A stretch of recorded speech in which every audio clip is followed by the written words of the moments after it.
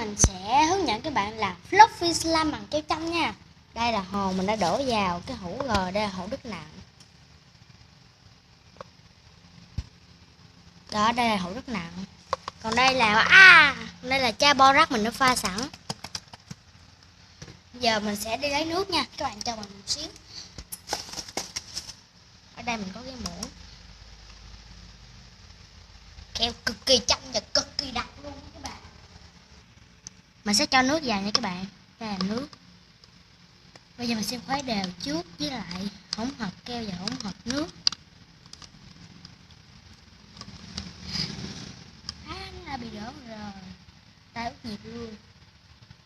Dạ.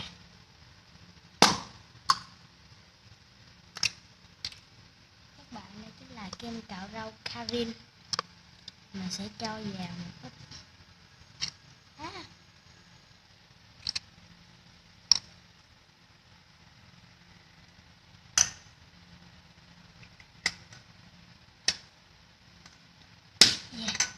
Đây là hỗn hợp của chúng ta. Sẽ khuấy lên.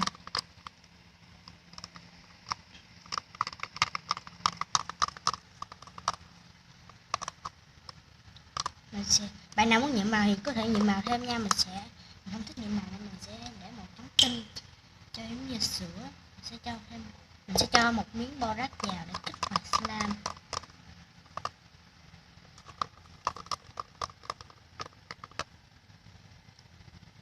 Lại cho borax vào, khuấy lên.